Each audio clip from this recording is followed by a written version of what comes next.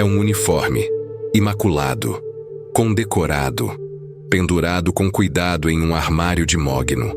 A cruz de ferro brilha sob a luz fraca de outubro. Ao lado, um bastão de marechal de campo repousa contra a parede. Símbolos de glória, prova de lealdade, testemunho de uma carreira construída sobre vitórias que fizeram um homem comum se tornar lenda. Erwin Rommel veste esse uniforme pela última vez em 14 de outubro de 1944, não para comandar exércitos, não para receber honrarias, mas para morrer com a ilusão de dignidade que o regime ainda lhe permite. Fora da casa, um carro espera. 2 generais observam em silêncio, e nas mãos de um deles, uma cápsula que transformará glória em cinzas em menos de 5 minutos. Como um herói nacional chega a esse momento? A resposta não está nos campos de batalha da França ou nas areias da África. Não está nas vitórias que fizeram dele a raposa do deserto. Está em algo mais perigoso que qualquer inimigo: a lucidez. A capacidade de ver claramente quando todos ao redor escolhem a cegueira. E na guerra, ver a verdade pode ser mais fatal que enfrentar tanques.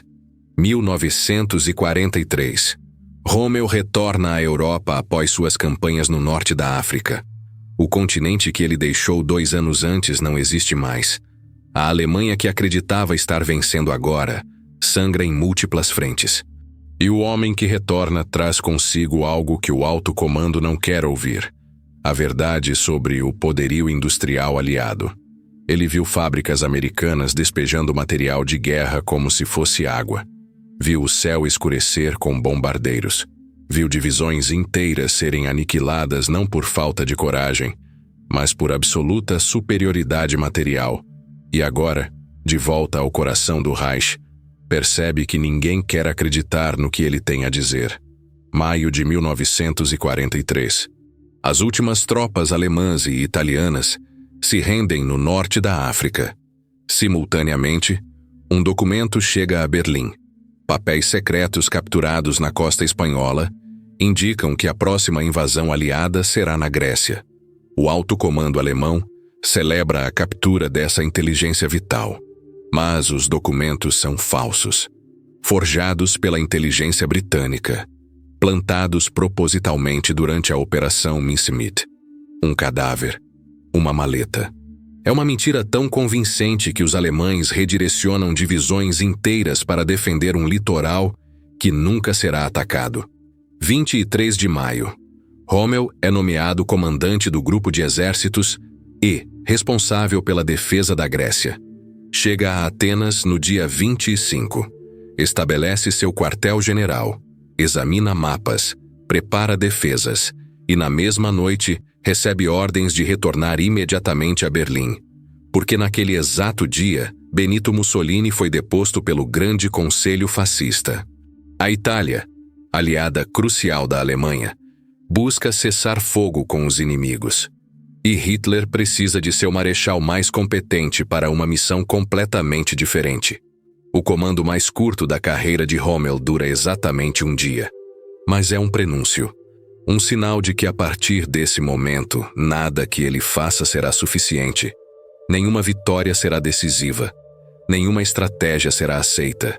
Porque a guerra já não é sobre vencer. É sobre adiar o inevitável enquanto um regime inteiro se recusa a encarar a realidade.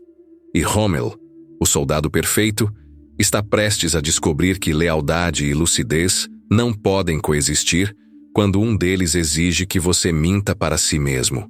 O uniforme está vestido, o bastão está em mãos, e do lado de fora 2 generais aguardam para transformar um herói em traidor. Mas antes do veneno, há ainda uma última campanha, uma última tentativa de salvar algo que já está morto. E a jornada até aquele carro em outubro começa com uma simples pergunta que Rommel fez a Hitler e que nunca recebeu resposta. Como você pensa ganhar esta guerra? 16 de agosto de 1943. Lago de Garda, Itália. Rommel estabelece o quartel-general do Grupo de Exércitos B numa vila que já foi símbolo de verões tranquilos. Agora, mapas cobrem as paredes. Rádios transmitem relatórios urgentes. E a missão é clara: desarmar as divisões italianas antes que se juntem aos aliados. A operação é bem-sucedida, metódica, eficiente. Mas 3 semanas depois, em 9 de setembro, os aliados desembarcam em Salerno. A Itália se torna campo de batalha. E 2 marechais alemães apresentam visões completamente opostas sobre como defender o país. 30 de setembro. Quartel-General de Hitler. Prússia Oriental. Rommel entra na sala de conferências. À sua frente, o Führer. Ao lado, o marechal de campo Albert Kesselring, comandante do Mediterrâneo e antigo superior de Rommel na África. A pergunta sobre a mesa: onde defender a Itália? Rommel fala primeiro. Sua proposta é brutal e lógica: abandonar 70% do território italiano, recuar para os Apeninos, estabelecer uma linha defensiva curta, protegendo apenas o Vale do Pó, região industrial vital, linhas de suprimento encurtadas, menos exposição ao poder aéreo aliado, recursos concentrados. É a estratégia de um homem que aprendeu com derrotas, que viu o que acontece quando se tenta defender tudo e se perde tudo. Kesselring discorda veementemente. Mantém que é possível segurar os aliados ao sul de Roma. Monte Cassino, posições fortificadas, defesas em profundidade, exaurir o inimigo, transformar cada colina em fortaleza. É a estratégia de um homem que ainda acredita que a vontade supera o material. Hitler escuta, pondera e escolhe Kesselring, não porque o plano seja melhor, mas porque oferece algo que o plano de Rommel não oferece: a ilusão de que a Alemanha ainda controla seu destino. Recuar é admitir fraqueza. E naquele outono de 1943, o regime precisa de símbolos de força, mesmo que sejam mentiras. 21 de novembro, Rommel recebe novas ordens. Ele não comandará a Itália. Kesselring assume o teatro inteiro. E Rommel? Rommel vai para a França. A muralha do Atlântico aguarda. Novembro de 1943. Litoral francês. Rommel inicia uma série de inspeções que revelam uma verdade devastadora. A famosa Muralha do Atlântico, aquela que os cinejornais de Goebbels mostram como impenetrável, é em grande parte ficção. Ele encontra canhões capturados de uma dúzia de nações diferentes. Calibres que variam tanto que a logística de munição é um pesadelo. Bunkers inacabados. Campos de minas espalhados sem padrão. E soldados, veteranos feridos da frente oriental misturados com recrutas de 16 anos que nunca viram combate. Alguns pontos estratégicos como o Pas-de-Calais estão razoavelmente fortificados, mas centenas de quilômetros de costa permanecem vulneráveis. E Rommel sabe que os aliados virão.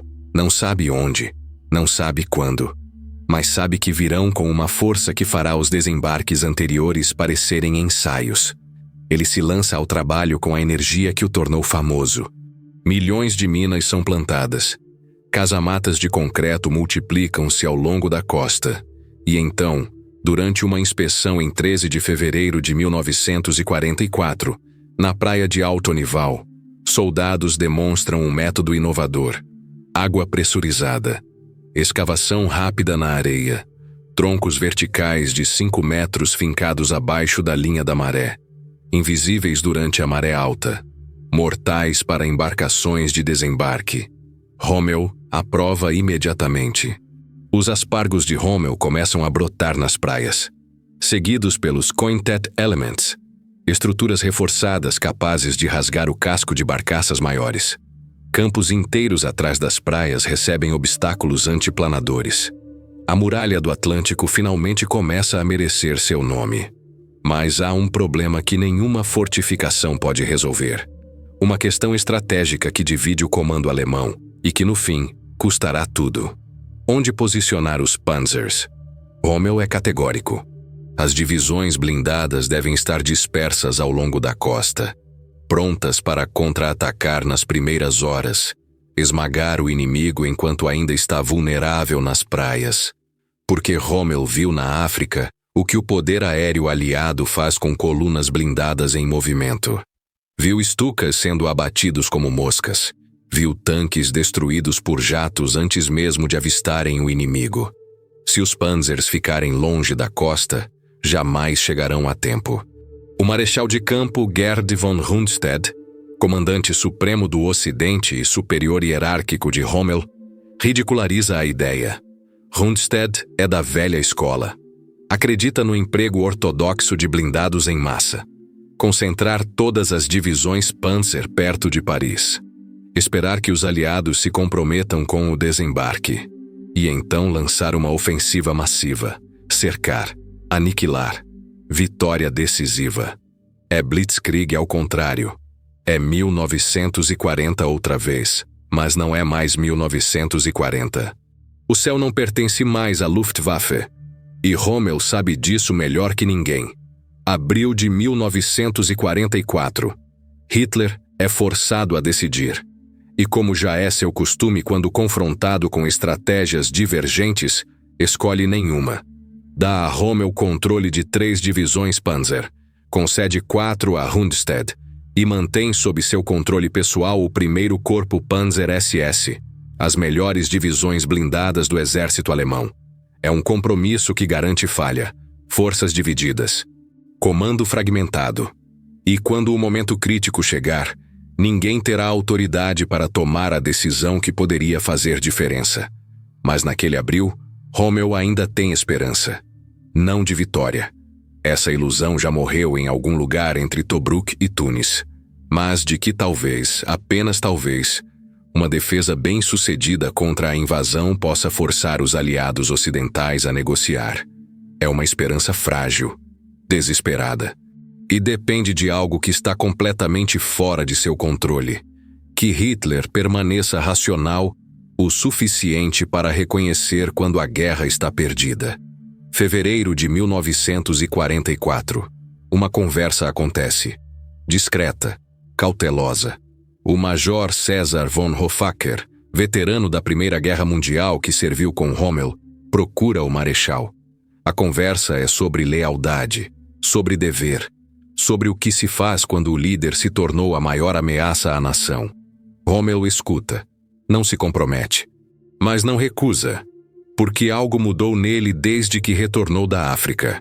A crença absoluta que sustentou sua ascensão, a convicção de que obedecer ordens e vencer batalhas era suficiente, começou a rachar. E através dessas rachaduras, uma pergunta corrosiva se infiltra. E se a lealdade ao regime for traição à Alemanha? Abril de 1944. O general Hans Speidel chega como novo chefe de Estado-Maior de Rommel. E com ele, a conspiração ganha forma. Speidel apresenta Rommel ao general Karl Heinrich von Stülpnagel, comandante militar da França ocupada e membro ativo do movimento de resistência. A proposta é clara. Após a invasão aliada ser contida, se for contida, usar a posição de Rommel para negociar cessar-fogo no Ocidente, prender Hitler, estabelecer um governo de transição, salvar o que ainda pode ser salvo da Alemanha. Rommel aceita. Não porque acredita em golpes de Estado, mas porque a alternativa é assistir seu país ser completamente destruído enquanto obedece ordens de um homem que já perdeu contato com a realidade.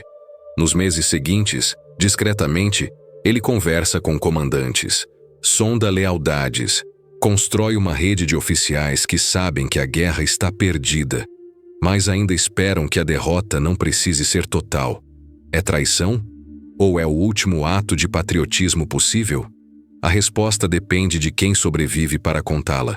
5 de junho de 1944. O tempo sobre o Canal da Mancha está terrível. Tempestades, ventos fortes, mares agitados. Rommel consulta os meteorologistas. A conclusão é unânime. Nenhuma invasão é possível nas próximas 2 semanas. Ele decide viajar à Alemanha, comemorar o aniversário de sua esposa Lucy, algumas horas longe da tensão constante. Um breve momento de normalidade antes do inevitável. 6 de junho, madrugada. O telefone toca em sua casa na Alemanha. A voz do outro lado traz notícias impossíveis. Os aliados desembarcaram. Normandia, força massiva, paraquedistas, bombardeio naval. E as defesas, aquelas que ele passou meses construindo, estão sendo sobrecarregadas. Rommel retorna imediatamente à França, mas chega tarde demais. As praias já foram perdidas, e as divisões Panzer, aquelas que deveriam estar na costa, estão presas a quilômetros de distância, esperando autorização de Hitler para se moverem. Autorização que só virá na manhã do dia 7, quando 150.000 soldados aliados já estão em terra francesa.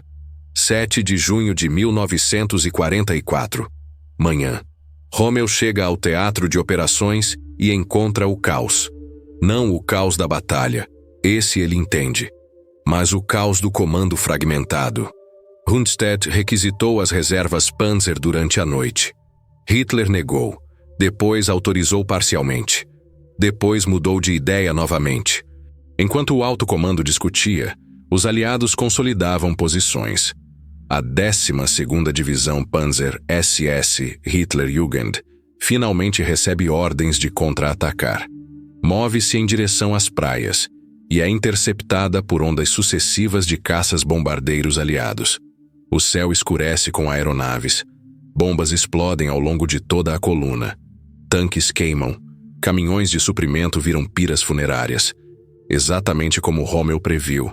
As divisões que chegam às linhas de frente o fazem fragmentadas, exaustas, sem metade de seu poder de combate, e encontram não as tropas desorganizadas que esperavam, mas cabeças de praia fortemente defendidas com artilharia naval, cobrindo cada metro de terreno. Rommel faz o que pode, organiza contra-ataques locais, estabiliza setores críticos, mas não pode reverter o desembarque.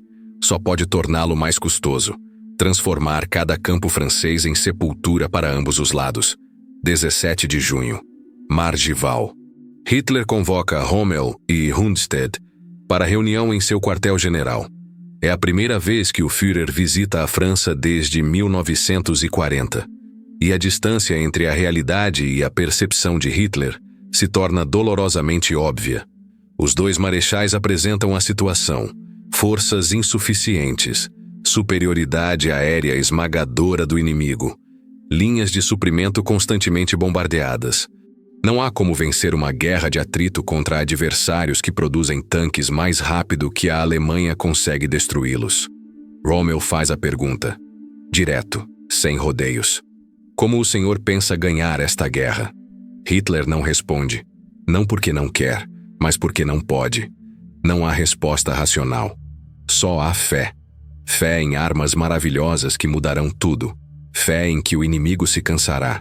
Fé em que a história não pode permitir que a Alemanha perca.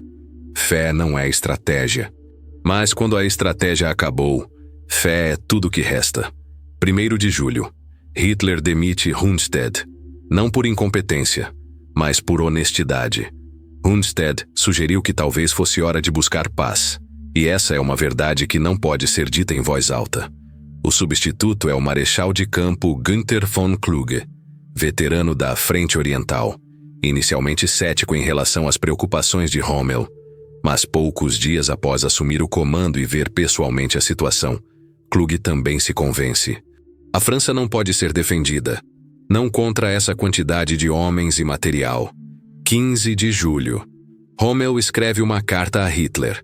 É cuidadosamente redigida, respeitosa, mas inequívoca. A situação militar é insustentável. As tropas lutam com coragem incomparável.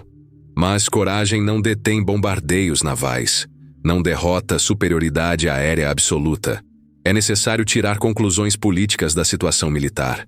Em outras palavras, buscar paz antes que não reste Alemanha para salvar. A carta levará 2 semanas para chegar às mãos de Hitler, e quando chegar, seu autor já não estará em condições de receber resposta, porque naquela mesma manhã, Rommel tem uma reunião que mudará tudo. 15 de julho, 1ª hora da manhã. Rommel viaja ao quartel-general do 1º Corpo Panzer SS. O comandante é o Obergruppenführer Josef Sepp Dietrich. um dos homens mais próximos de Hitler, veterano brutal da Frente Oriental, leal ao regime até a medula, ou assim se pensava. A conversa entre os dois dura horas. Rommel apresenta a realidade militar. Dietrich já a conhece. Então Rommel apresenta algo mais perigoso, uma alternativa, quando a situação se tornar completamente insustentável, e se tornará, haverá ordens. Ordens que virão de Rommel, ordens que contradirão as de Hitler, e naquele momento será necessário escolher: obedecer ao Führer e ver a Alemanha ser aniquilada, ou obedecer ao Marechal e talvez salvar algo. Dietrich escuta. E ao final, com o peso de quem está assinando sua própria sentença de morte, responde: Senhor Marechal, o senhor é meu comandante. Obedecerei suas ordens, quaisquer que sejam. Rommel deixa o quartel-general com algo que não sentia há meses: esperança. Se conseguiu Dietrich, conseguiu a espinha dorsal da defesa ocidental, a peça que faltava para que o plano dos conspiradores pudesse funcionar. Ele sobe em seu carro. Seu ajudante de ordens, o capitão Helmuth Lang, dirige. À frente, a estrada que leva de volta ao quartel-general. E acima, um céu que em minutos se tornará o último campo de batalha de Erwin Rommel. 17 de julho de 1944, 14 horas e 15 minutos. A estrada perto de Sainte-Foy de Montgomery está vazia. Campos de ambos os lados. Céu azul. E então, o som. Motores Rolls-Royce Merlin em mergulho. 2 Supermarine Spitfire, Mark IX do 62º Esquadrão da Real Força Aérea, aparecem sobre a linha de árvores. Os pilotos não sabem quem está no carro. Não importa. É um veículo militar alemão. É um alvo. As metralhadoras de 20 milímetros abrem fogo. Projéteis rasgam o asfalto. Lang tenta acelerar. Uma granada explode seu braço esquerdo. O carro sai da estrada. Bate em árvores. Capota. Rommel é lançado para fora. Cai na sarjeta. 3 fraturas no crânio. Lado esquerdo da face destruído. Inconsciente. Um médico francês presta os primeiros socorros. Horas depois, ele acorda em um hospital militar alemão. Confuso. Em dor insuportável. E ainda sem saber que aquele acidente acabou de salvá-lo de algo muito pior. Porque 3 dias depois, em 20 de julho, o coronel Klaus von Stauffenberg entra em uma sala de reuniões na Prússia Oriental. Deixa uma maleta embaixo da mesa. E sai. A bomba explode às 12 horas e 42 minutos. 4 mortos. Hitler, que estava inclinado sobre a mesa examinando mapas, sobrevive com ferimentos leves. E sua vingança será metódica e brutal. 20 de julho de 1944. Tarde. A notícia do atentado se espalha, seguida rapidamente pela notícia de que Hitler sobreviveu. E então começa a caçada. Prisões em massa, interrogatórios, torturas. O general Ludwig Beck, um dos líderes da conspiração, tenta suicídio, mas falha. É executado por um sargento. O general Friedrich Olbricht é fuzilado no pátio do Ministério da Guerra. Stauffenberg e 3 outros conspirati são executados na mesma noite. É apenas o começo. Nos dias seguintes, centenas são presos. E sob tortura, nomes são revelados. Conexões são traçadas. A teia da conspiração se desenrola. E um nome aparece repetidamente: Rommel. Inicialmente são menções vagas, sugestões de que ele sabia. Depois, acusações mais diretas, de que ele concordou, de que ele prometeu ajuda. E finalmente de oficiais que, sob dor extrema, afirmam que Rommel era a peça central do plano para o Ocidente. Rommel, enquanto isso, permanece no hospital, recuperando-se lentamente, sem saber que cada dia que passa, a rede se fecha mais ao seu redor. Agosto de 1944. Uma corte militar é convocada. 7 generais, entre eles os marechais Wilhelm Keitel e Wilhelm von Lieb, e o general Gerd von Rundstedt, agora trazido de volta como membro do Tribunal de Honra.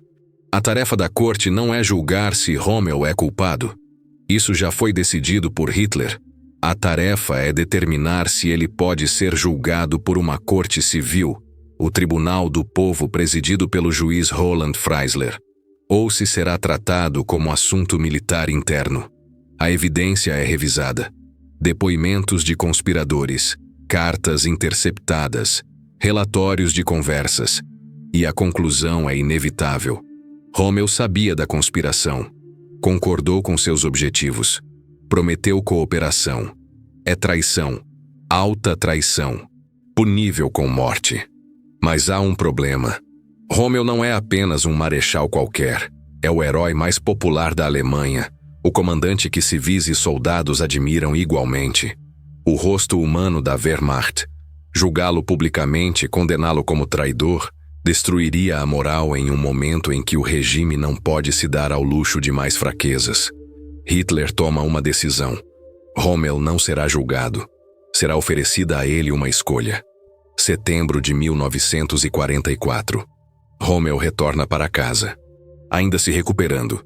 Ainda sem saber completamente o perigo que enfrenta. Mas começando a entender quando antigas amizades se tornam silenciosas. Quando telefonemas não são retornados. Quando os olhares se desviam. Sua esposa Lucy percebe primeiro. Algo está errado. Oficiais da Gestapo aparecem na cidade. Fazem perguntas. Observam a casa. E então simplesmente desaparecem. É a calma antes da sentença. Outubro de 1944. A guerra continua. A frente ocidental se aproxima da fronteira alemã. A frente oriental colapsa. Cidades são bombardeadas dia e noite. E em sua casa, Rommel espera. Ele sabe que algo virá. Não sabe exatamente o que, mas conhece o regime bem o suficiente para saber que não haverá misericórdia. 14 de outubro. Meio-dia. 2 generais chegam à casa de Rommel. O general Wilhelm Burgdorf e o general Ernst Maisel. Ambos do alto comando. Ambos emissários diretos de Hitler.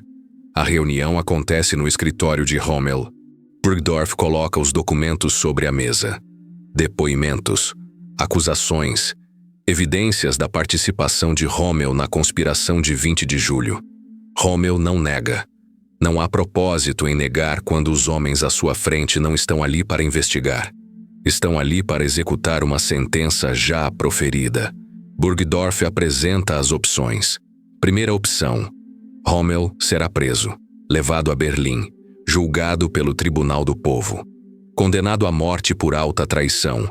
Sua carreira será desgraçada. Sua família perderá toda a pensão e proteção. E possivelmente, seguindo o precedente estabelecido após o atentado, sua família também será presa sob a doutrina de responsabilidade coletiva. Segunda opção. Rommel comete suicídio. Imediatamente. Sua morte será anunciada como consequência dos ferimentos sofridos em julho. Receberá funeral de Estado com honras militares. Sua família será protegida e receberá pensão integral. Sua reputação permanecerá intacta. Não é realmente uma escolha. É a ilusão de escolha. Uma última misericórdia que o regime oferece apenas porque destruir publicamente Rommel seria propagandisticamente desastroso. Rommel pede 15 minutos. Sobe as escadas. Encontra sua esposa Lucy e seu filho Manfred, de 15 anos, e explica, calmamente, claramente, o que foi acusado, por que foi acusado e qual decisão tomou. Lucy chora. Manfred, jovem demais para entender completamente, mas velho o suficiente para saber que está perdendo o pai, permanece em silêncio. Rommel veste seu uniforme da Afrika Korps, o mesmo que usou em Tobruk, em El Alamein, em todas as batalhas que o tornaram lenda. Coloca suas condecorações, pega seu bastão de marechal e desce as escadas. 14 horas e 15 minutos. Rommel entra no carro com Burgdorf e Maisel. Lucy observa da porta. Manfred corre até o portão. O carro se afasta lentamente pela rua da pequena cidade de Herrlingen. Após alguns minutos, o carro para em uma estrada secundária, isolada, cercada por árvores. Burgdorf entrega a Rommel uma cápsula de cianeto. Explica que será rápido. 3 a 5 minutos. Rommel segura a cápsula, olha pela janela e talvez naquele último momento reflita sobre a ironia de tudo. Ele que lutou com tanta bravura, que venceu tantas batalhas, que serviu com tanta lealdade, morre não em campo de batalha, não enfrentando inimigos, mas envenenado por seu próprio regime porque ousou ver a verdade. Ele coloca a cápsula na boca e morde. 5 minutos depois, o marechal de campo Erwin Rommel está morto. Sua cabeça caída para o lado. No rosto, uma expressão que testemunhas descreveram como desprezo. Desprezo por Hitler. Desprezo pelo regime. Desprezo por um sistema que devora seus melhores homens quando eles deixam de ser úteis à mentira. O corpo é levado ao hospital de Ulm. Os médicos recebem instruções. Causa da morte: embolia cerebral resultante de ferimentos anteriores. Nenhuma autópsia será realizada.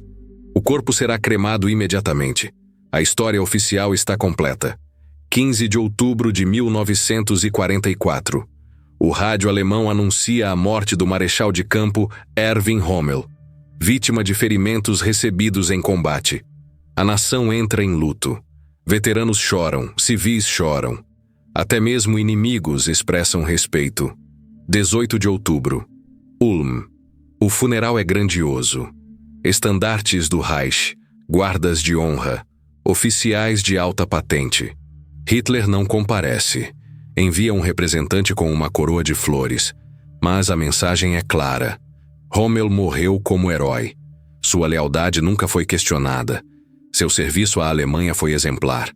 É uma mentira cuidadosamente orquestrada e funcionará perfeitamente até maio de 1945, quando a guerra terminar e os arquivos começarem a ser abertos. A verdade sobre a morte de Rommel emerge lentamente, primeiro através de rumores, depois através de depoimentos de oficiais capturados, e finalmente através de confissões de Burgdorf e outros envolvidos. O herói foi assassinado pelo regime que o criou. Mas a ironia mais profunda não está na morte, está na vida.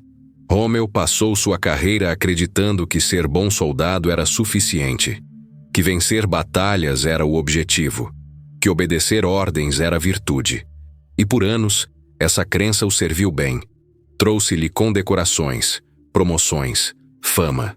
Mas quando finalmente percebeu que obedecer ordens significava destruir a própria Alemanha que jurou proteger, já era tarde demais. A máquina que ele ajudou a construir não tinha freios. E quando tentou puxar a alavanca de emergência, descobriu que máquinas não reconhecem o heroísmo, apenas obediência. A Alemanha do pós-guerra luta com o legado de Rommel. Ele foi vítima ou cúmplice? Herói ou colaborador? A resposta, como sempre, é mais complexa que qualquer rótulo. Ele lutou pelo regime nazista. Executou suas ordens. Beneficiou-se de sua propaganda. Mas quando confrontado com a escolha final, apoiar um regime até a aniquilação total ou tentar salvá-lo de si mesmo, escolheu a segunda opção. E morreu por isso. 1969. República Federal da Alemanha. Um novo contratorpedeiro da Marinha Alemã é batizado. Nome: Rommel. Sua viúva, Lucy, quebra a garrafa de champanhe contra o casco. É um reconhecimento oficial. Uma nação decidiu que entre todos os oficiais do Terceiro Reich, este pelo menos merece ser lembrado sem vergonha total.